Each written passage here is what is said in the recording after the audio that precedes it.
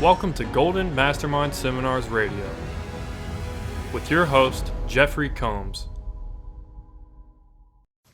Jeffery Combs, President and Founder, Golden Mastermind Seminars Incorporated, one of my all-time favorite topics today.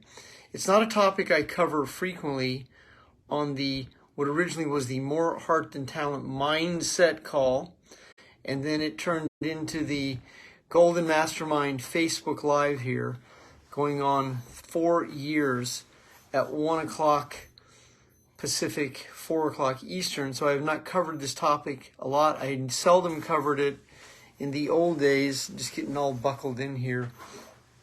In the old days when I spoke over 1,000 times, I haven't covered this topic in a live event more than 5 times. So it's a very timely topic and one I'm honored to share.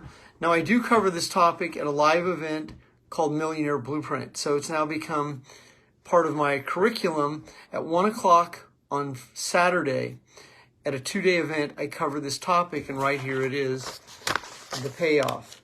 If you want to download this right here, you can download that directly. You can download the graphic directly from Facebook. You can save it and download it for your own records. But I do cover this. So if you are grounded in 12-step recovery like Matt Smith is, Matt will understand the payoff. And Cheryl Lynn has joined me today, and she's starting to understand that as well. But most of the world has challenges with these 2 words right here, the payoff. They don't understand it, and the consensus is, well, that's stupid, that's ridiculous, why would I want to do that, that's crazy. And most importantly, I've heard this in the hundreds, moving into the thousands of times, that doesn't make sense. Well, the payoff is not about sense. The payoff is about the individual, and if that's you understanding why you do what you do. We will attract our reality, people and situations to fulfill a neurochemical craving that we are emotionally addicted to. We recreate the same situation to fulfill the same feelings. We do the same thing over and over, expecting a different result. We bang our head against the wall. We do the same thing over and over in frequency, creating this trauma bond that we hold on to. We mate, date, and marry the same type of women, men, to fulfill these feelings. We attract the same employers. We attract the same teammates to fulfill the same set of feelings. And then the egoic mind, the analytical ego that processes, thinks, evaluates, that wants to be right, that validates, justifies, and explains itself, says, this doesn't make sense. Well, the payoff is not about making sense. The payoff is about letting go. It's the separation between the feelings and the events that shape them, so you're not recreating the same situation over and over to fulfill the same set of feelings. The value in understanding the payoff is you elevate yourself into a place of consciousness where you're no longer in denial. If you've been a struggler with money your whole life, if you find yourself in large amounts of debt, if you barely get by, if you can just pay the bills, if you pull it off at the last minute, that's the payoff. If you have relationships that are continue the same type of narcissistic, passive-aggressive men and women, that's the payoff. The payoff meaning that you stay disappointed, you stay frustrated, you don't get what you seek to attract. That's the payoff. And so it's important that you understand that if this is you, that you move into a high state of acceptance. Now, here is the 7 bullet points that I put out for this specific Facebook Live. So let's look at the payoff of the last minute habit. What's the payoff of the last minute habit where you pull it off at the last minute? Well, the payoff is you create the neurochemical cardio cocktail of adrenaline and cortisol, where you pull it off at the last minute.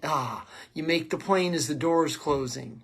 You make it to the wedding right at the last minute. You make your taxes right at the last minute.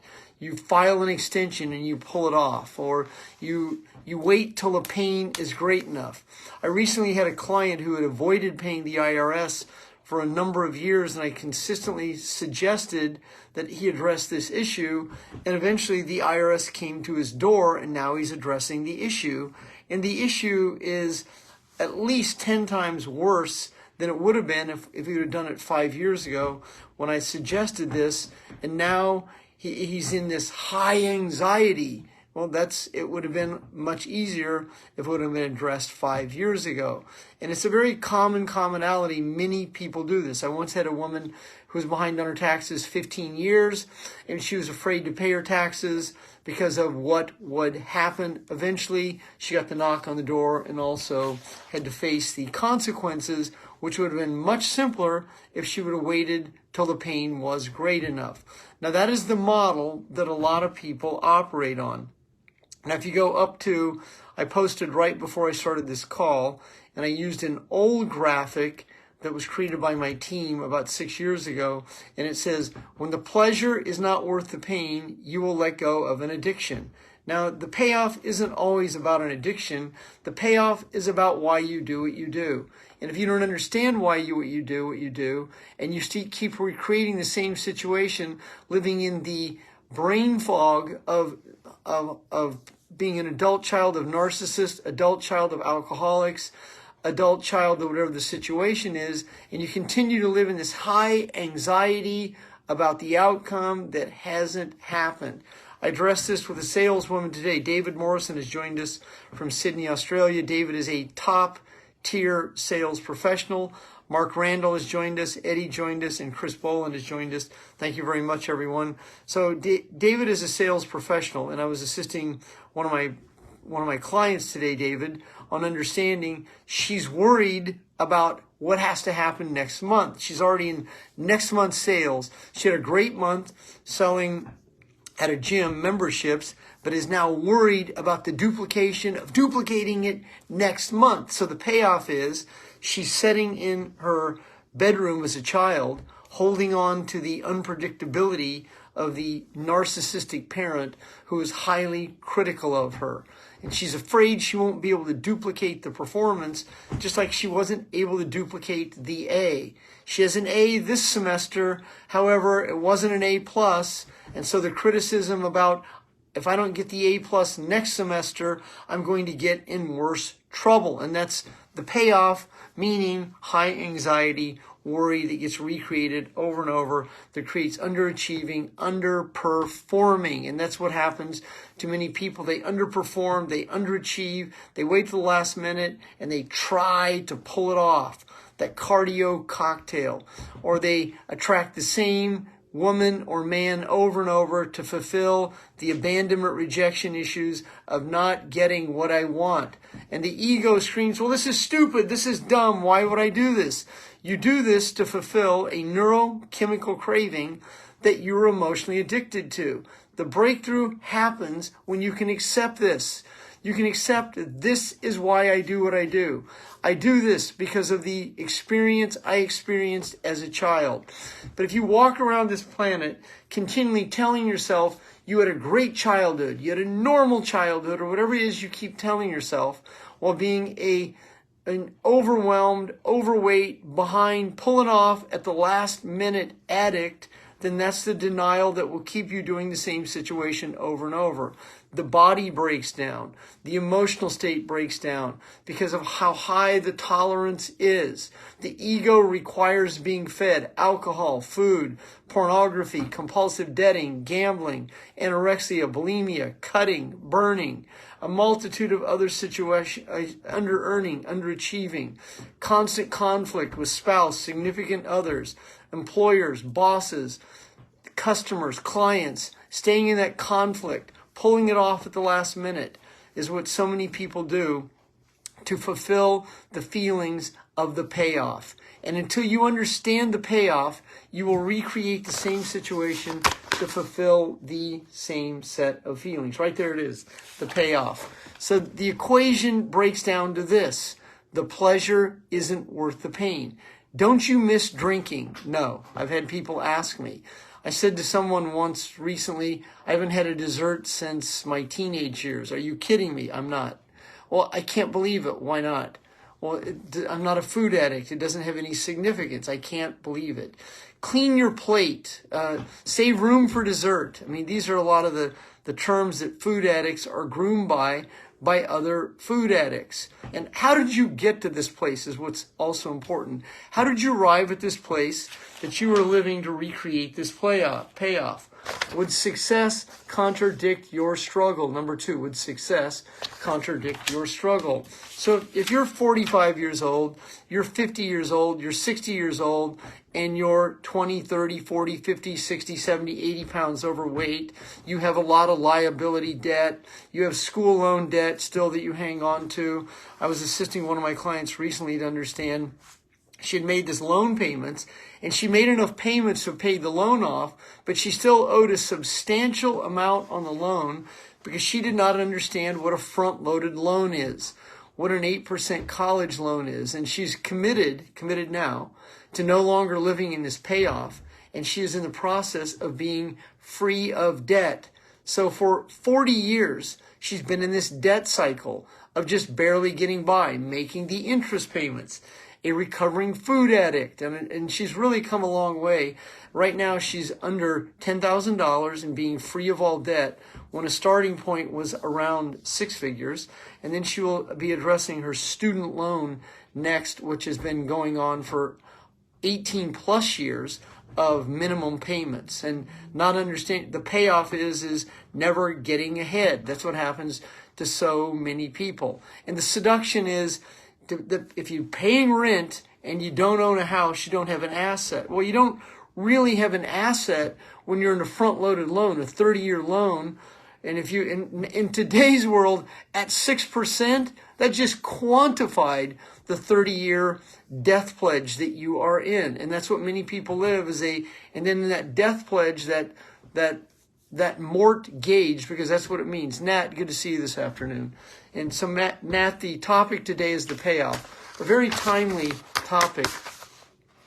So watching the news, that's what many people do, mainstream media. What's the payoff of watching the news? Well, you get seduced, you go down the scroll hole, you're watching screens, you're holding on to this content and this information, and then you're in this chronic state of overwhelmed and worry about what happened at this school and the next school, and oh my God, this atrocity and that atrocity, not really understanding how you're being fucking played. You're being played by this. It is an atrocity. It's called trauma-based mind control.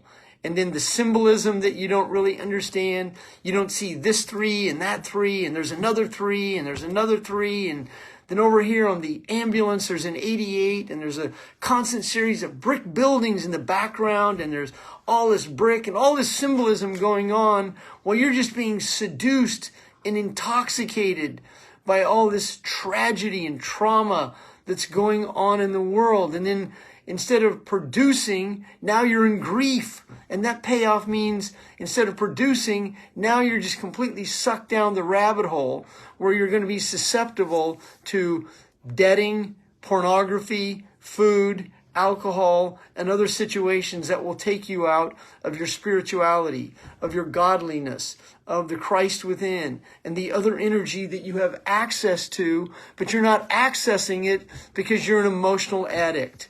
And when you hold on to these set of feelings over and over, you keep recreating the same situation to fulfill this right here, the payoff. When the pleasure is no longer worth the pain, you will move into the process of letting go. There's a probability that you will actually understand the mechanism of letting go so that you are not the mind-body connection to the events that shape the feeling. So you don't have an overactive bladder. So you don't have irritable bowel syndrome. So you don't have an inflammation in your prostate because you're not pissed off anymore. You're not internalizing and criticizing yourself for being in debt, for being behind, for not having a soulmate. You'll stop criticizing yourself. See, this is a major payoff, is criticizing self of this self-hatred that you hold on to. And when you start to turn off the electronic income reducer and stop watching the content that is trauma-based mind control, when you start plugging into the truth, when you start plugging into and aligning yourself with people of higher consciousness, that have the planet and the well-being of the world in a different level of consciousness than the people who want to control it. When you step out of that matrix and start to become much more homeopathic, when you become much more organic in how you live and how you build a business and the way that you operate and who you attract to your reality, when you stop swiping on the dating sites and start to meet real people who are really the people that you deserve to meet, when you let go of the instant gratification that you seek, when you let go of, I don't know, I don't understand this. This just doesn't make sense. I'm not sure why this happens to me. I don't understand why I do this. I don't understand why I got fired. I don't understand why I sabotage myself. I don't understand why men and women aren't attracted to me. I don't understand why I can't find a soulmate. I mean, all this noise that goes on in your head. When you let go, when you are no longer the mind-body connection to the events that shape the feelings. That's Louise Hay's quote from the book, You Can Heal Your Life. And that book is gold. I'll spell it, Gold, and it looks like this, the golden rule. So whenever I next level it, I bring the ruler out of the drawer. When you hear the rattle over there, that means it's golden rule time. So the golden rule, do unto others as you do unto yourself. I mean, that has merit. You want to really understand that. So if you want people to treat you well, treat yourself well. I mean, that's the golden rule. If you don't treat yourself well, if you don't love yourself, then you will attract perpetrators, violators, groomers, narcissists, pathological liars, serial cheaters, people who will tell you what they think you want to hear. Also, Kevin Woods Jr., good to see you. Melissa, I just received your wedding invitation. Melissa Marcantel, very proud of you. Thank you very much for being here this afternoon. The topic is the payoff. We attract to our reality people and situations to fulfill our feelings. Thank you very much to Henry Klauke. That is a great graphic he put there for me for this Facebook Live. This content is right here. It's gold. This content is absolute content that you can live by. I myself I create payoffs, and then I ask myself, why did I do this? What am I recreating to fulfill this neurochemical craving so I can feel angry? Anger has been the emotion that has been so affected in my life. Anger, hate, resentment, and then there's frustration, disappointment, and rage. And then and resentment is the abiding anger. I wrote a book called The Anger Factor in 2015, and still day to day, one day at a time, in recovery of my feelings of anger, violation, what I endured by being picked on in school and singled out as a coach's son, a teacher's son, and all the hazings I endured through the ritual of being an athlete as being a seventh grader and then being a freshman and then being varsity. And sports has a lot of these rituals that are bizarre, some like really next level it, and can be traumatized. And those of you who experience long-term trauma, if you've dated a narcissist, married a narcissist, had a narcissistic mother, a narcissistic employer, someone who gaslights you, ghostlights you, traumatizes you, creates brain fog. It puts you in a position that you can't discern right from wrong, good from bad, black from white, win and lose, and you live in this force counterforce situation where your head about blows off.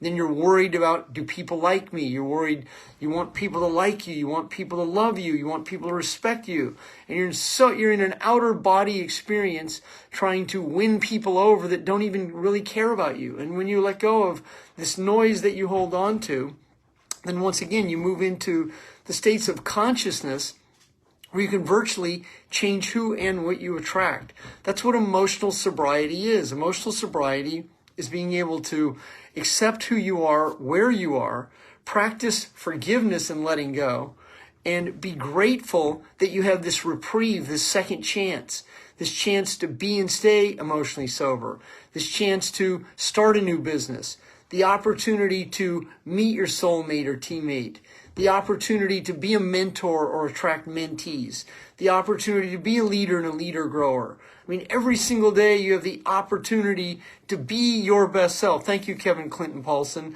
Much, much appreciation. One of my longest clients that I've ever coached in my career is on this call this live this afternoon. Barbara Williams, love and respect you, Barbara. So much admiration for you. Charles Howell, thank you for being here. And Melissa Marcantel, you and I go back to 2012. Thank you so much for being a long-term client and friend. So good to see all of you here this afternoon. It's a breathe and release afternoon. Our country's going through a lot of challenges. Do your best to be that man and woman, that leader that people are looking for in challenging times. Breathe, release, and let go.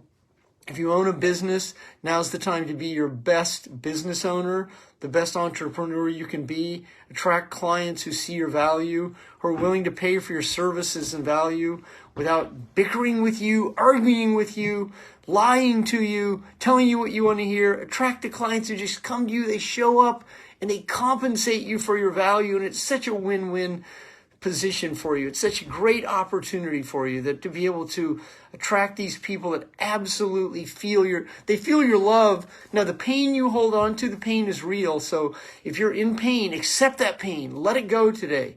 Oh my God, you've suffered enough. This right here, this is just so much of a waste of time. I'll show you what I'm going to do today. So I'm going to just do this right here. So that's what I've done. See that? The payoff and the payoff. So let's do this today. This is the payoff. Right there it is. Just so you can see it, the payoff. So let's do this. Let's not forget this piece of it right over here. And then let's put them together. So what this means is a little more challenging on this end. Here we go. I am so done with this. That's the metaphor you right there. I am so done with the payoff. Trauma bonds, passive-aggressive narcissist, groomers, the sexy groomers.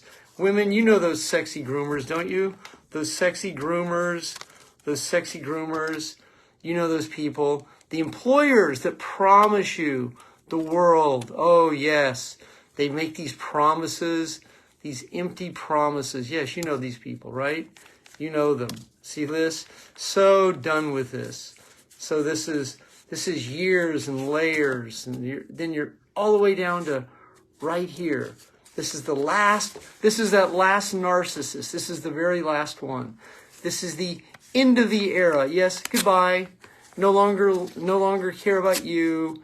And what I'm going to do is just ignore you because you no longer qualify for my time. And that's what happens with the payoff. I arrived at a place where the pleasure wasn't worth the pain. And I arrived there in alcohol and drugs. And then the next phase of that was the dysfunctional relationships that I would attract, the people I would rescue, the broken souls from broken homes with broken bones, who I would get my fix by fixing them up. And I'm no longer seeking that. So I am so done with this. So thank you for being here with me this afternoon. We're right around the corner of April. I'm honored to be your coach and friend, collaborator, and driver in the stagecoach of life in the most challenging times in American history. And thank you all for being here. I'm going to go ahead and hit the record button. I will be back here Tuesday night. Love you all. Have a great afternoon. Stephen Spangenberg is joining me from Australia on the Gold Coast. Stephen was my client in Pennsylvania almost 20 years ago. Stephen, love you, my brother. Good to see you. Sarah, so good to see you this afternoon. Pamela, I see you. Thank you for always being here. Nat, love you, my brother. Who is the other woman I got to see? Thank you for putting Kevin Clinton, thank all of you for being here this afternoon. Have a great day, everyone. Love you. Get out. Bye. Melissa, thank you. Bye.